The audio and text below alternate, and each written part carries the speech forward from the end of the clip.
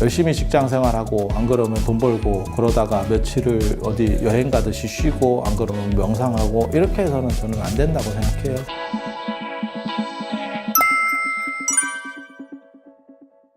자, 명상과 관련된 이야기를 사실 좀 해드리려고 해요. 그래서 명상이라고 하는 게 사실 굉장히 필요하고, 그리고 저는 늘상 말씀드리는 게 있습니다. 지금 명상을 지금까지 사람들이 늘상 얘기하던 명상이라고 하는 것들은 살다가 마치 주말에 쉬듯이, 그러니까는 5일은 일하고 예를 들어서 이틀 쉬듯이 그렇게 명상하는 거, 그러니까 사는 것 따로 명상 따로 극혐합니다. 그거는 쩌리들의 방식이에요. 그런 식으로 해서는 절대 어느 정도 이상의 단계로 나아갈 수 없다고 생각해요. 그러니까 삶과 유리되는 방식, 그걸 이원론적 방식이라 그래요. 그래서 유럽에서도 그런 거 있잖아요. 유럽 사람들은 휴가를 가려고 일을 한다. 이런 얘기 들어보셨어요? 그래서 휴가도 진짜 지독스럽게 가지. 한 20일 막 이렇게. 우리 같은 경우는 그렇게 불가능한데, 걔네는 그런 문화가 정착되어 있죠. 그게 이원론에서 나오는 거예요. 그래서, 그런 방식을 취하게 되면 결국, 일과 분리되면서, 한계성을 노출할 수밖에 없죠. 그리고 그거는 두 군데서 그 문제 제기가 나왔었어요, 사실은. 그게 이제 부처님이 깨달으실 때, 아라라카라마하고 우타카라마푸타라고 하는 그 당시 명상의 대가입니다. 그 양반들 밑에서 수행을 하다가 맨 마지막에 등지고 나오는 이유가, 선정 상태에 있을 때는 굉장히 행복한데 선정 상태로 살 수는 없잖아요. 그게 문제 제기의 시발점이었었거든요. 그게 불교가 만들어지는, 어떻게 보면 가장 터닝 포인트 중에 하나예요. 핵심 중에 하나고, 그 다음에 동아시아의 선불교에서도 삶 자체가 명상이 되는 행동주의라고 하는 겁니다. 저는 그걸 굉장히 높이 평가하거든요.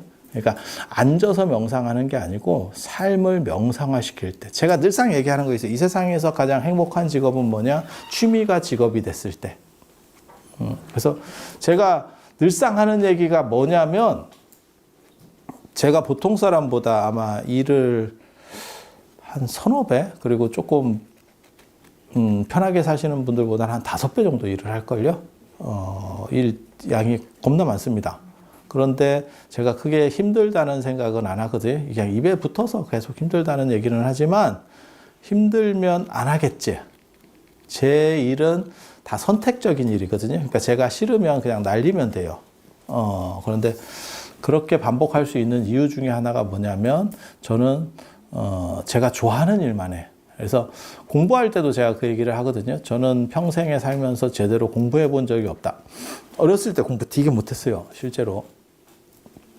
제가 초등학교 때 가를 맞아본, 제가 책에도 썼습니다.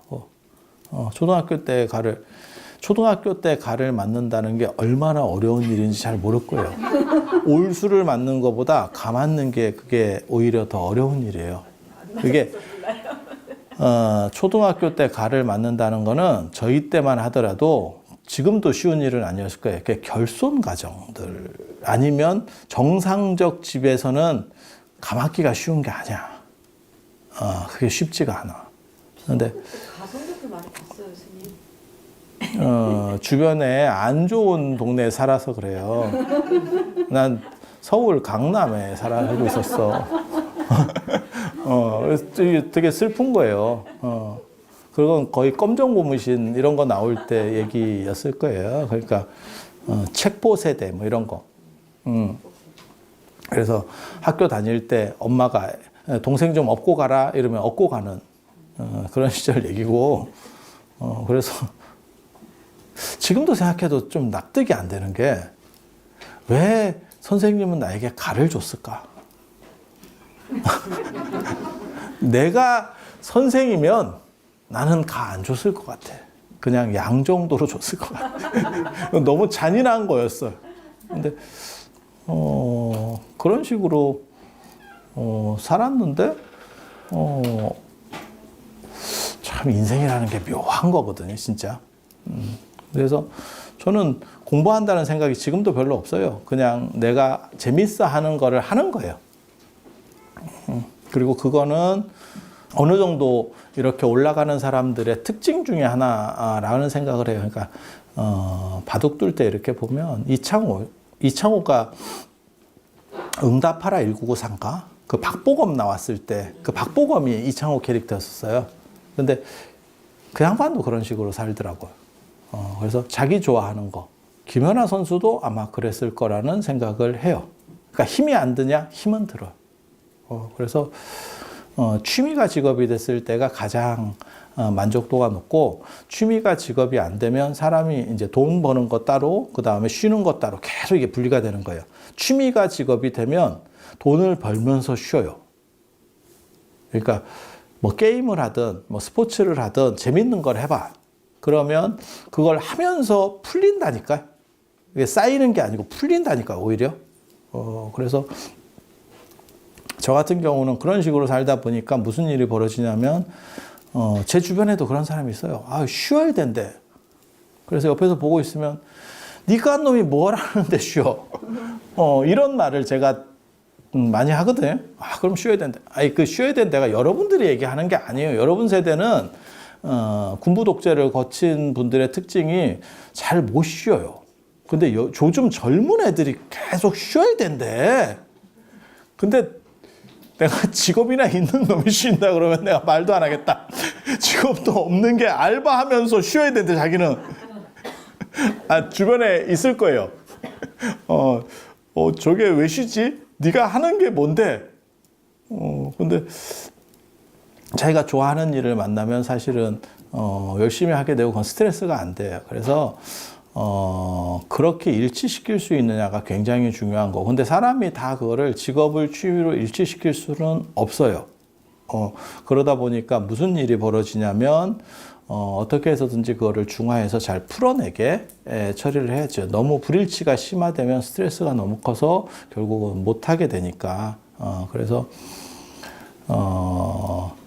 열심히 직장 생활하고 안 그러면 돈 벌고 그러다가 며칠을 어디 여행 가듯이 쉬고 안 그러면 명상하고 이렇게 해서는 저는 안 된다고 생각해요. 그래서 그냥 스트레스 받다가 한 10분이라든지 이렇게 누워 있어서 뭘 처리를 하고 그렇게, 예, 그게 가능해야 명상이다라고 생각을 하는 거예요. 그래서 현실 속에서 일을 풀어나갈 수 있고, 그거는 제가 보기에는 동아시아에만 있는 명상이에요. 그리고, 직장 생활이라든지 돈을 벌 때는 어떻게 해서든지 스트레스를 푸는데 유리한 게 명상이라고 생각을 하는 거고, 그리고 또 다른 방식에서는 연세가 드시면 제가 계속 얘기하는 게 있어요. 60에서 100까지 어떻게 처리할 것이냐. 그 부분을 해소하지 못하면 인생이 진짜 골로 가는 거예요. 젊었을 때 잘 나가고 뭐 해도 다 소용이 없습니다. 다 완전히 뭐 끝나는 거라고 보시면 돼요. 재수 없으면, 제가, 누구한테도 그렇게 돈 많은 분한테 그 얘기를 했더니 협박하는 거냐 하던데 협박하는 거예요. 재수 없으면 10년을 누워 있을 수도 있습니다. 아니, 돈 없으면 10년을 안 누워 있어도 돼. 돈이 있잖아요? 10년을 누워서 살 수도 있어요. 그게 지금 여러분 모두에게 닥친 당면 과제 중 하나예요. 우리나라는 존엄사가 안 되기 때문에 그거 뭐 빼도 박도 못하고 계속 돈 있으면 계속 에너지가 들어오기 때문에 안 죽어요. 안 죽어. 그래서 그런 일이 벌어질 수도 있어요. 그래서 문제가 안 생기게 하기 위해서도 명상이라는 게 이게 선제적으로 약간, 그러니까 육체가 무너져도 문제고 정신이 무너져도 문제이기 때문에 그런 부분들을 잘 조율할 필요들이 있다라는 부분이 있어요. 그래서 정신에도 에너지가 필요해요. 그리고 명상이라는 거는 지금 엄청난 팽창 사업이거든요. 이게 전 세계적으로 엄청나게 이쪽에 관심이 있어요. 그래서 트렌드 중에 하나입니다. 그래서 여러분들이 좀 있어 보이면, 이런 걸 좀 알면, 야, 그러고 보니까 이 인생은 진짜 신기한 거야. 어렸을 때 가 맞아서 공부를 못 했는데 초등학교 때 가 맞는 초등학교 저학년이었어. 가를 맞은 게. 응. 1, 2학년 애를 왜 가를 줘? 교육적으로 선생님이 내가 보기엔 잘못한 거예요. 근데 문제는 저는 상처를 안 받아. 그런 걸로는. 아니, 나는 그냥 안 했거든? 하기 귀찮으면 안 하니까. 그래서 뭐 가를 맞아도 아무 초탈했어. 초탈자. 그래서 가를 맞는 걸 수도 있어. 철학적으로 풍부한 사고를 가지고 있어. 그런데 내가 좋아하는 거를 하다 보니까 이제는 어느 순간부터 전문가를 무시합니다. 아니, 여러분들을 무시하진 않는데 제가 전문가들을 무시하는 아주 그걸로 이렇게 약간 뭐가 있어. 전문가들이 나한테 굉장히 좀 이렇게 충격을 받는 일들이 많이 있어. 자기 딴에는 전문가인데. 그래서 야, 인생이라는 게 이런 건가? 이런 생각도 들고 또 야, 어렸을 때 내가 이런 걸 했었는데 이런 시절이 어찌 알았어. 참 진즉에 올 거면 10년만 일찍 오지. 그럼 내가 이렇게 안 살았잖아. 갈참에 이렇게 와가지고 그냥 올해도 명상책이 나오고 내년에도 나올 거야. 계속 이제 그래서 명상에 내 땅 안 밟고 너네 못 다닌다. 를 시전할 겁니다. 그거 제가 늘상 쓰는 방법입니다. 약간 미친 방법인데 논문도 싹 깔아놔가지고 결국은 네가 내 논문을 밟을 수밖에 없게 책도 싹 깔아놔가지고 불교 공부하려면 저놈 책을 한 번은 봐야 된다. 그렇게 만드는 거예요. 근데 그게 굉장히 귀찮은 일입니다. 왜냐하면 전체를 깐다는 게 바닥에 공물이 치는 거지.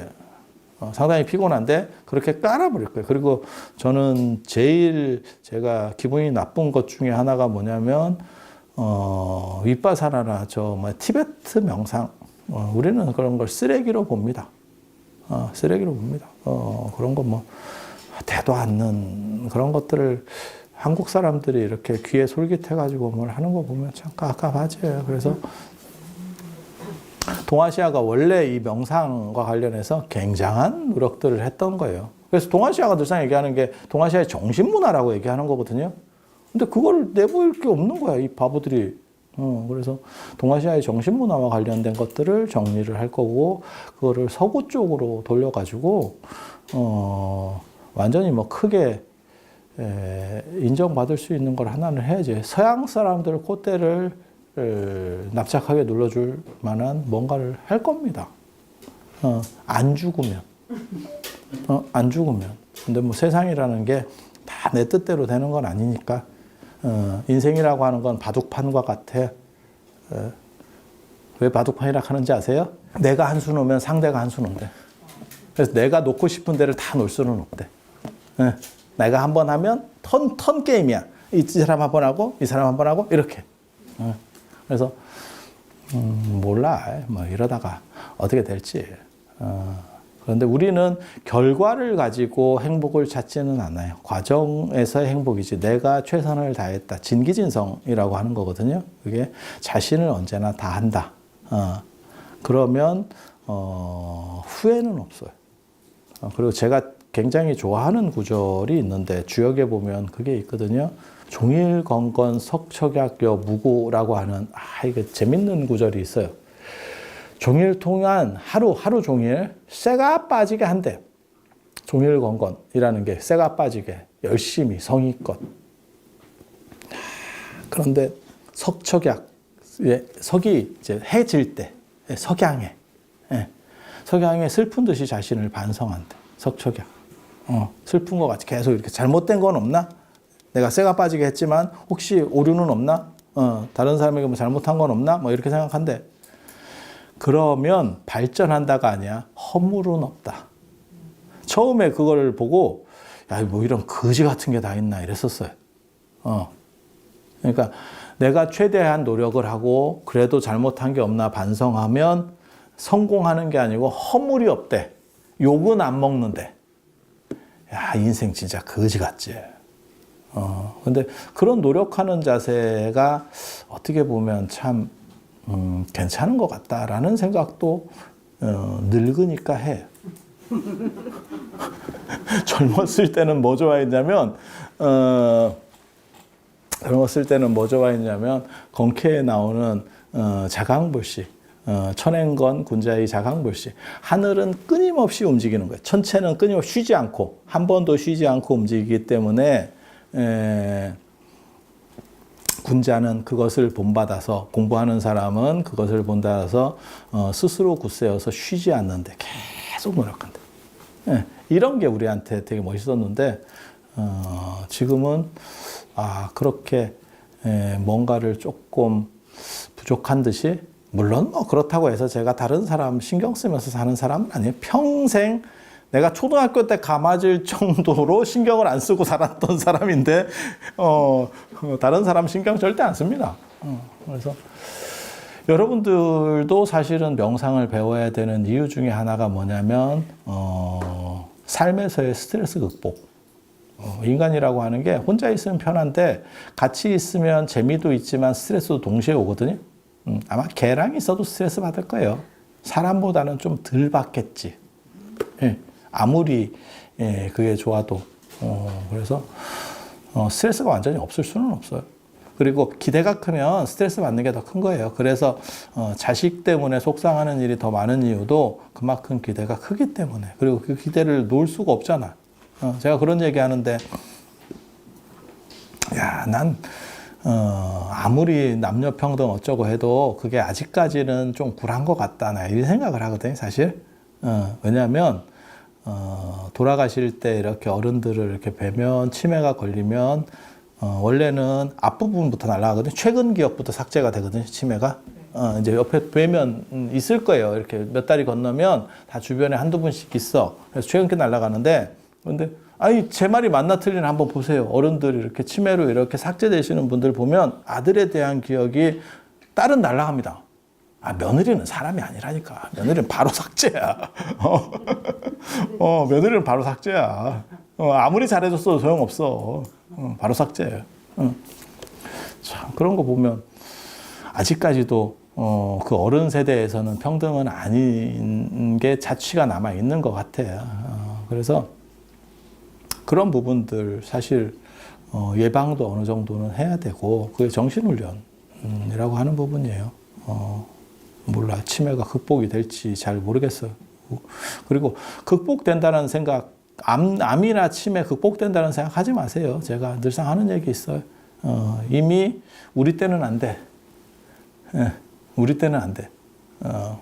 그래서 몰라, 젊은 걸로 되돌릴 수 있는 게 아니면 지금 상태에서 그냥 똑같이 유지되는 정도로 가야 돼요. 앞으로 10년만 지나면 노화를 극복해서 더 이상 늙지 않아요. 됐습니다. 우리는 끝났습니다. 우리는 이미 늙었습니다. 해당 사항 없고요. 이렇게 되는 거예요. 그래서 여러분들이 명상을 배워서 그런 훈련들을 하셔야 된다라고 하는 말씀을 사실은 드리는 거예요. 그래서 삶의 스트레스를 극복하고, 그리고 가족 간에 일어나는 스트레스도 극복을 해야 되고, 그런 부분에 있어서 내면의 중심을 세운다는 것은 굉장히 중요한 일이라더라 라는 거 한 가지. 그리고 나이 들면 점점 혼자일 수밖에 없어요. 이것도 협박입니다. 가족보다 어떻게 보면 더 친한 사람이 친구일 수 있어요. 그거는 제가 성지순례나 이런 데 가면 같은 방 쓰는 사람이 가족이 아니고 친구인 경우가 훨씬 많습니다. 그리고 딸하고 엄마하고 오잖아요. 끝나기 전에 언제나 싸웁니다. 그래서 우리는 이게 딱 걸리면 블랙리스트에 올립니다. 저 집 조심해야 된다. 더 조심해야 된다. 제가 원래 아침밥을 안 먹는데, 저는 아침잠이 많기 때문에 초등학교 들어가면서부터 초등학교가 아니고, 타가소를 들어가면서부터, 저희 때는 타가소였어요.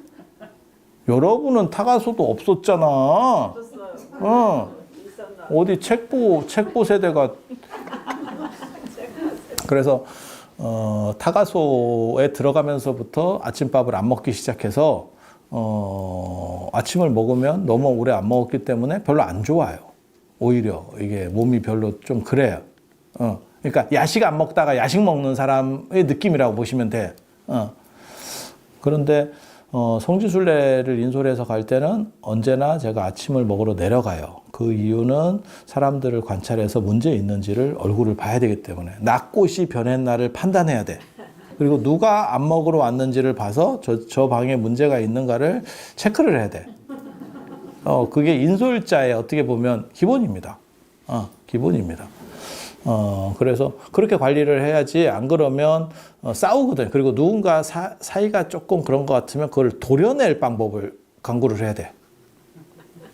인솔도 원래 다 그런 거예요. 그 노하우가 있어요. 안 그러면 그게 확산이 되면 동학 농민운동 같은 게 벌어질 수 있기 때문에 처음에 저거를 욕을 해서 조져야 되나? 아니면 저걸 따로 불러야 되나? 집단 안에서 어떻게 저걸 처리해야 되나? 막 생각을 합니다. 아니 그렇게 그런 방식들을 다 처리를 해야 돼요.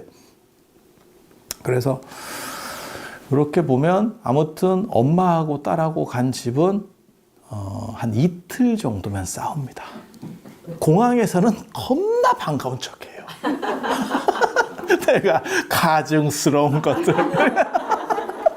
진짜 너무너무 다정다감한 것 같은데 이틀만 방 쓰잖아? 분위기가 쎄합니다. 그리고 걸어갈 때 같이 안 가. 그거 참 특이해요. 아들하고 오면 또 약간 달라요. 아들하고 오면 제가 보기에는 아들한테는 맞춰주는 것 같아요, 엄마가. 근데 딸하고는 기싸움을 하더라고. 그런 것 같아요. 느낌상. 그래서 가족에서 오는 스트레스, 그건 뭐 말도 못 하는데, 그래서 어느 시점이 되면, 사실, 결국은 또 혼자인 시간이 점점 길어져요. 자식도 바쁘고, 그러다 보니까, 반려동물을 어떻게 보면, 의지해서 가는, 저는 개인적으로 좀 슬프다는 생각, 이런 얘기 했다가 500만 반려동물 인구한테 두드려 맞을 수도 있는데, 좀 슬프다는 생각을 해요. 사람이 개와 의지해서 산다라고 하는 것은 조금 슬픈 상황인 거예요. 그리고 저는 원래 개를 존중하기 때문에 그렇게 선택된 개는 얼마나 힘드냐. 개는 개랑 살고 싶지. 사람이랑 살고 싶겠냐? 그러면 씻겨주고 뭐 다 하잖아요?